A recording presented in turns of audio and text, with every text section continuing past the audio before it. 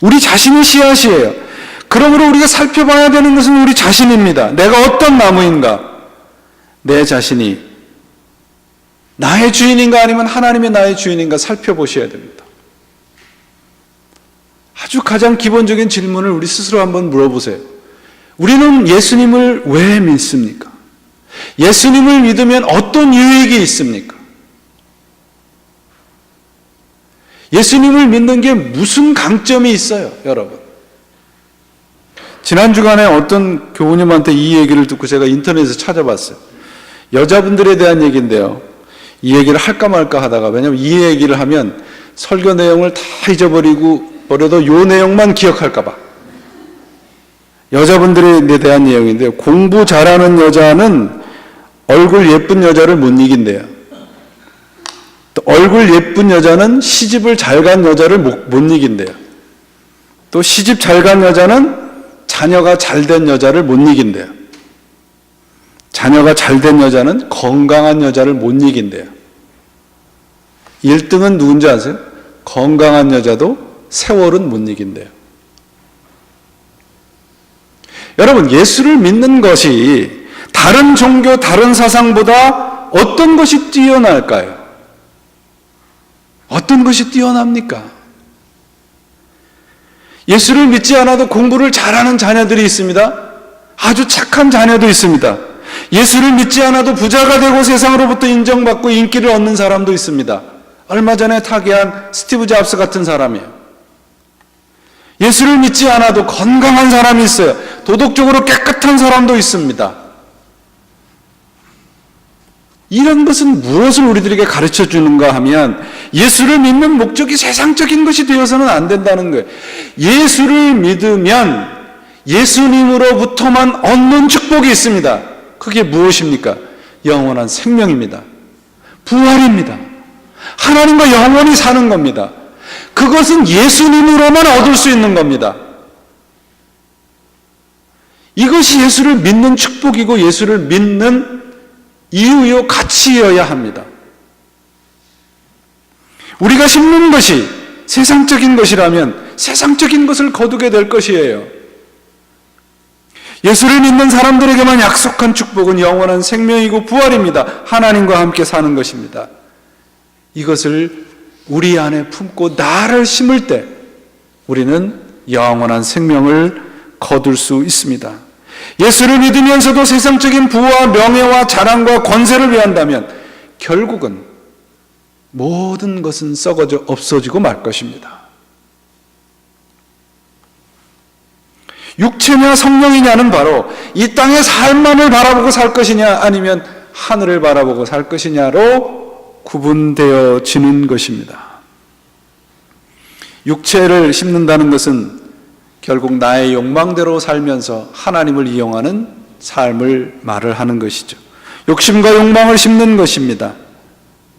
8절 보세요. 성령을 위하여 심는 자는 성령으로부터 뭘 거둬요? 영생을 거두리라. 분명히 말씀하고 계시지 않습니까? 나 자신은 영생을 거둘 수 없어요. 그런데 성령님이 내 안에 있어서 나를 성령님과 함께 심으면 거기서 영원한 생명이 거두어진다는 말씀입니다. 이것이 예수님을 그리스도라고 믿는 신자들에게 약속한 영원한 축복입니다. 심고 거둠의 이 원칙을 기억하시면서 오늘도 우리의 눈과 귀와 우리의 관심은 세상적으로 자꾸 흐릅니다. 그런 것들을 누르시고 성령을 내 안에 품고 하나님의 나라의 것들을 심어 가셔야 합니다. 세 번째 하나님의 원칙은 무엇입니까? 인내입니다. 기다리는 겁니다.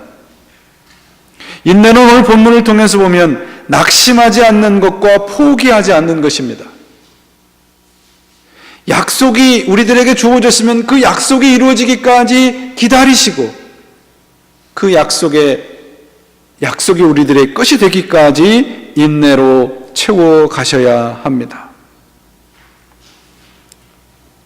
그래서 이 히브리서에 보면 믿음은 바라는 것의 실상이요 보이지 않는 것들의 증거라고 그랬습니다. 바라는 것들과 실질적인 것들이 차이가 있는데 그 바라는 것이 내 손에 쥐어지기까지, 내 것이 되기까지 인내하셔야 됩니다. 그래서 선을 행하다가 낙심하라고 되어 있어요.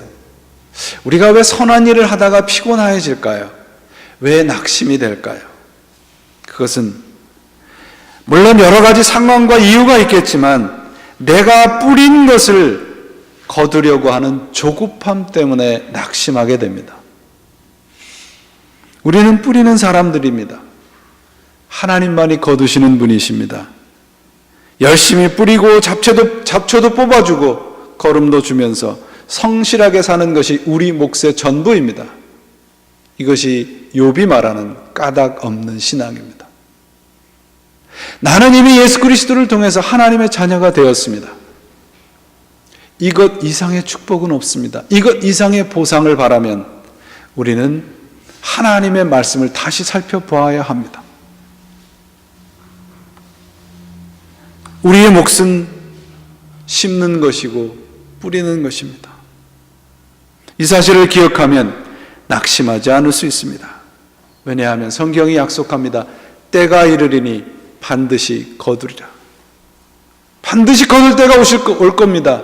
그러나 그때가 내가 살아있을 때 있을 수도 있고 그렇지 않을 때도 있습니다. 우리가 하는 일은 뿌리는 것입니다.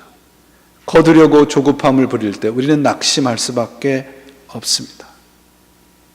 사랑하는 여러분, 아프리카 속담에 빨리 가고 싶으면 혼자 가고 먼 길을 가고 싶으면 같이 가라는 말이 있습니다. 우리가 이곳에 함께 모인 것은 영원한 나라에 가기 위한 것입니다. 우리의 목적은, 우리의 가치는 영원한 것에 있고 영원한 나라에 있습니다. 세상의 것을 서로 경쟁적으로 믿음이라는 것을 동원해서 세상의 것을 챙기는 것을 교회라고 말하지 않습니다. 교회는 영원한 생명을 위해서 모인 곳이고 영원한 생명을 함께 돌보며 나누며 살아가게 만들어 주신 곳이 교회입니다. 어떻게 해야 할까요? 오늘 본문 10절에 결론적으로 말씀을 합니다. 그러므로 우리는 기회 있는 대로 모든 이들에게 착한 일을 하되 더욱 믿음의 가정들에게 할지니라.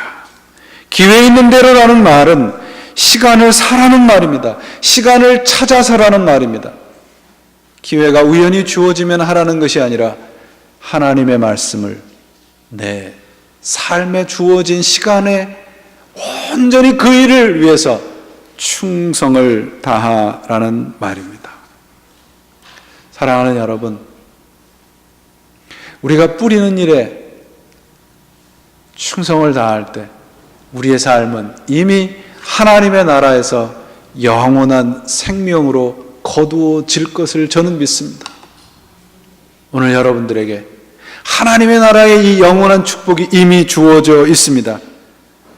예수님을 그리스도로 받아들이는 순간 내 영혼 안에 영원한 생명의 씨앗이 이미 뿌려져 있기 때문입니다.